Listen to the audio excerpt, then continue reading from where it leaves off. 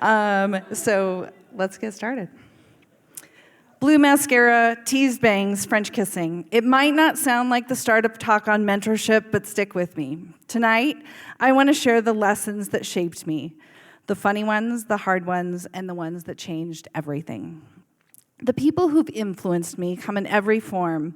A cousin with Aquanet, a therapist with a tissue box, and a boss with a spreadsheet. But most importantly, my brutally honest coaches and examples, my two daughters. Each one stitched strength, color, or chaos into the pattern of my life. Melinda was my first real guide.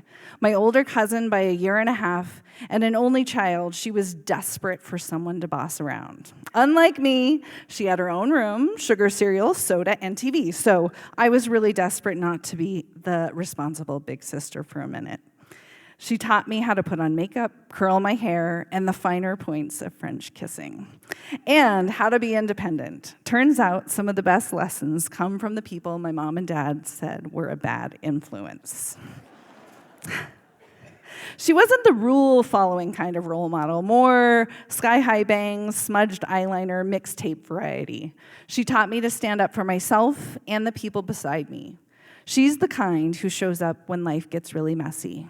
Fast forward a few years, we traded Aquanet for sunscreen bikinis, blue for black mascara, and French kissing for full-on making out. We were ready for the open sea. I was 18, which on international waters apparently made me legal, so the rum punch flowed like water. Melinda cheered me through my first body shots and shooed my ass when I disappeared from the dance floor without telling her. She showed me fun and accountability. She and I always seemed to move in parallel. We got married the same year, both to the wrong person. We each had two beautiful daughters, hers just a step ahead of mine.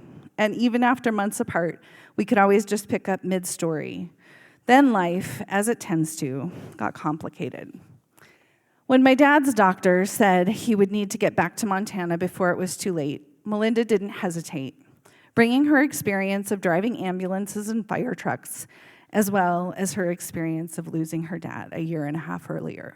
She flew to Florida, helped me pack a U-Haul, and we hit the road. 3,000 some miles of white-knuckle adventure between truck stops, frog legs, and long silences. She started preparing me for what came next. With exhaustion and breaking hearts, we cared for my dad in his final weeks in my auntie's home.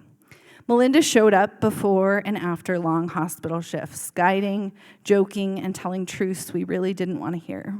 It wasn't just about switching his sheets or moving him or giving morphine for comfort. There was an unspoken teaching on how to say goodbye and how to let go. Real guidance isn't just about achievements. Sometimes it's about sitting in the dark, holding space while someone cries, knowing pain takes time. The best guides bring food, laughter, an inappropriate movie, reminding us, even in sorrow, there still can be joy. Losing my dad made it clear that life is painfully short. As grief loosened its grip, I knew I couldn't keep living a life that wasn't healthy. So I chose to end my 25-year marriage. The 2.5 years that followed were brutal, and I broke in 1,000 ways. But in the rebuilding, friends helped me navigate boundaries and bills. They reminded me I was still here, and I could handle more than I ever imagined. Grief changes you, and sometimes it changes what you're willing to live through. Soon enough, I found myself wondering what it would be like to kiss someone different for the first time since I was 18. Daringly, I rode into the wild, wild west of dating apps. I found myself hoping for kindness, bracing for weirdness, and seeing all too many dead deer and fish photos. But out of the many, there was a match, someone who showed up and showed me what true laughter, adventure, and possibility could feel like, and that I deserved nothing less. My friends cheered me on and helped me pack to travel overseas with someone I had only known 3 months. It felt insane. But my longest advisor, Auntie Reba, said, "Go. You won't regret it when you're my age. And if you don't want to go, see if he'll take me." We fit everything into a carry-on, which felt as impossible as trusting again. I'll never go back to a checked bag or walking on eggshells. Everyone who's guided me through blue mascara or packing lists has stitched a patch onto my quilt. Some patches are bright, frayed, but all are necessary. So it makes sense I found my way to Big Brothers Big Sisters, built on the very thing that stitched me together, mentorship. In my work, I see every day what happens when someone shows up. One steady adult can spark confidence, strengthen a family, and build healthier community. It's not just about goals, it's about belonging. And those effects ripple outward to schools, homes, and our shared future. So, here's my invitation. Think about the people who've guided you and the ways you might return the favor. You don't need a title or a program to change someone's story. Sometimes it's a text, a meal, or a moment that says, I see you. We all have the power to be that kind of guide for someone. My quilt keeps growing with every friend, every student, every real conversation. And hopefully I'm adding colors to other people's quilts too. My daughters, my friends, and the people I meet through this work.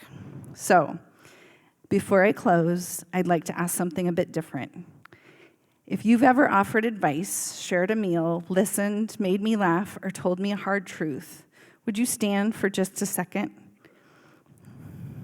This is what mentorship looks like. It is community, it's all of us together.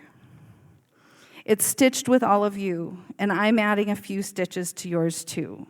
If you'd like to share your story on mentorship, here's the QR code on the screen. I'd love to hear it.